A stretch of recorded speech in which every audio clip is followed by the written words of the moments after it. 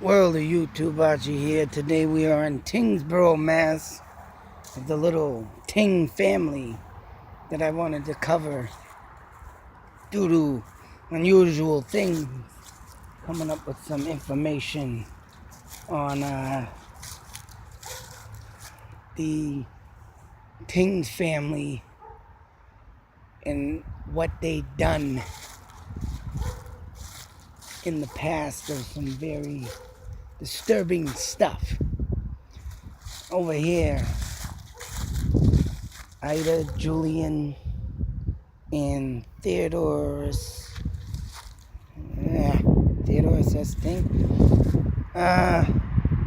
None of these names are the daughter that supposedly last lived in a Ting house, who made the rights to make the name Ting popular in this town, which is why it's called Tyngsboro. But yeah, that being said, I am not too far that where should I have the historical sign down the road here a little ways where the Tings mansion had once stood, but it burned down in I want to say and believe, a mysterious fire. Now they claim that not only did Edward Ting, son of I believe Jonathon Ting. I don't know if I got the names right, but whatever it may be, Edward Ting, I believe, was the son that had a fiance, but yet ended up finding a mistress and married her made a fake marriage. And after 3 children, he started obviously not liking what he had done and hired a man, Blood. I don't know what relations that he had with Arthur Blood, maybe, or anything in the Lancaster Bloodtown Forest. But if he was related to him in any way, of course, he had one guy who was good, another guy crooked, because he made a fake marriage up and pretend he was a preacher. So I don't know if this is the graveyard that they speak of at the Ting house, because like I said, there's family members here, but I can't find the main Tings that I'm looking for. Just went through this and only 3 Tings left here are this one, these 3. I mean, I've been over in that section. But the story is, yeah, Mr. Ting didn't like the little marriage that he had fakingly made up. So he decided to hire this guy, Blood, to kill his wife, 3 children, and buried them. Where it don't say, of course. I don't know if this is supposedly when this mansion was here before it was burnt down, I believe in 1981. If you want to check out the status and everything on the story, it will tell you more, and that's what I'm going based on. But yeah, in 1977 it was under the Historical Society of a Historical Monument Place. But in 81, I believe, I want to say that it sounded like to me, mysterious fire. Because of the curse of Judith, the mistress that he killed, literally came back from the dead and haunted the house here in Tyngsboro. Now they speak of 2 houses because when the Tings came to here, it was just Dunstable. In Dunstable, he bought 3,000 acres of land, and I'm thinking, that's why I'm saying, I don't know if this is a cemetery. They're supposed to be out behind the mansion, but due to the fact the sign says somewhere in this area, and that's what them signs are for, talking about, where the mansion stood. No shitting Quit River. The river, Merrimack River, if you go along out past these buildings, companies, all the way out, you will come to the Merrimack River. Go figure. When I started looking up the story,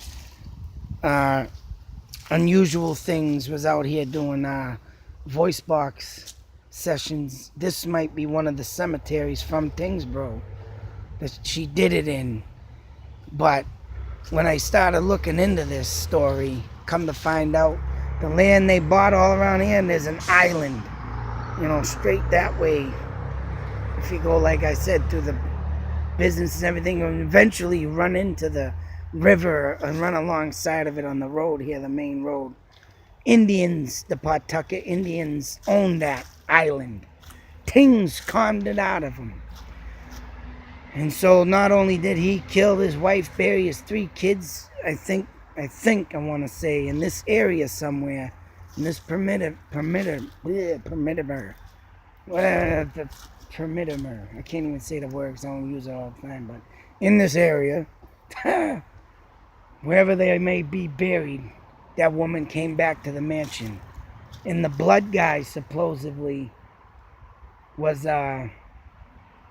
folklore, they call it, of course, that Mrs. Tyngs ran. He could hear her footsteps and laughter, but when he turned around, nothing was there, and he got pushed down a flight of stairs or something, fell into his alcohol or booze because he was a drunk, and killed himself pretty much. Or she killed him. Vengeful Judith, I believe it's called. If you want to look into that story. But what really caught my eye, of course, once again, here you go. What happened to the Indians? Land was, you know, taken away from them improperly. And supposedly in this mansion is where also there's a rock somewhere, a big rock, which I want to say it's up in them hills. I don't know how much play I got to go out there. I probably don't.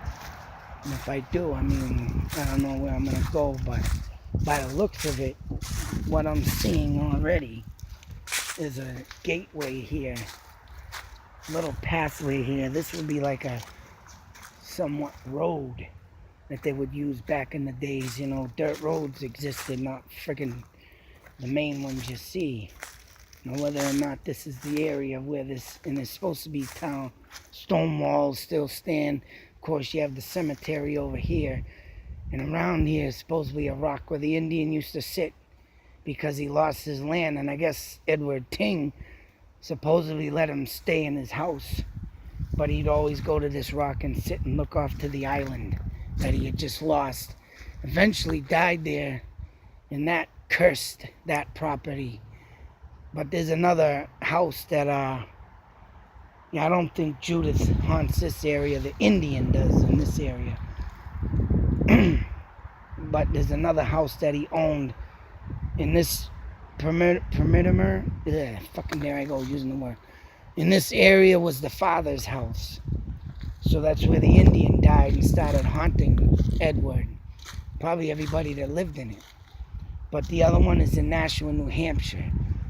And that being said, that's how long a span of miles, of 3,000 miles. And that's how Nashua, Dunstable, and Tyngsboro came into these towns of separation due to that fact.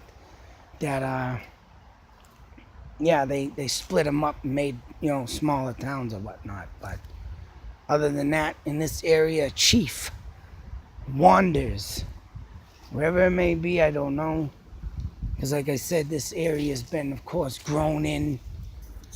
I mean, of course, I'm sure there's something up in this area. I can see rocks and mounds and stuff. So I'm assuming that this could have been the actual road to go up to the houses. You can see the road that goes up to the corner there. And if you go up high enough and if it's elevated, of course, back in the day, there wasn't a lot of trees like there is now grown in. So he would be looking off into the distance of the island, because the island, like I said, you go straight down the road, you will come across it. Or whether or not you drive over to it or get through the buildings and stuff along the road here. But anyways, I like to throw up my right hand as I'm doing now and putting out my peace sign to the Indian soul and pay tribute. And mind you that all this happened 1676. That's right, the ending of the King Philip War. So, that being said, the Indians must have really just given up by then until the French War came along and just gave up all their rights or whatnot and got swindled out of everything. And you know what? Stories like this cannot be forgotten, and stories like this should be always told. These Indians are not savages. I'm sick of people. Someone called me a disgrace the other day because I said all hail the Indians. Well, guess what? That's not a disgrace when you hail Indians, because they were here first. They belong here. This was their land, and it was taken improperly from them. And I'm here to tell these stories and make sure they never be forgotten, just like 9/11, just like any military war from World War I, the Civil War, whatever. Even though George Washington ordered Indians to get out of New York, Corning, New York, a.k.a. Painted Post, all right? But the future generations of Army and military personnel that do everything, you know, the right way, instead of all screwy, I give huge salutes. And the Indians should be that way too. As you can see, there's a little stream down here too, so it's all buried in. So this could be most likely the area of where the Indian sits up off in them set distance. I took some pictures here. I'm gonna run a little video through this cemetery quick again, and see if I can do a silent run by, see maybe if I can catch some. But supposedly the ghost of the Indian haunts this area, and if this is the right proper place, oh man, I hope I catch something. But other than that, that's Tyngsboro, Mass. Story of Edward Tyngs. And I mean, not only that, 4 unlawfully souls lost their lives due to this man's sick intentions to be a frickin' player, as we call you players today. Gonna have a mistress off to the side, and, oh, I'm done with them, just kill them. It's only sick to say, man. Look what the world's been doing and hiding secrets back in the day, and it still happens to this day. So let's do a little silent walkthrough. I know the roads over here might not get much, but this is one of the cemeteries, and I'm hoping the right one. But I'm going to keep, other than that, I'm going to keep searching the story.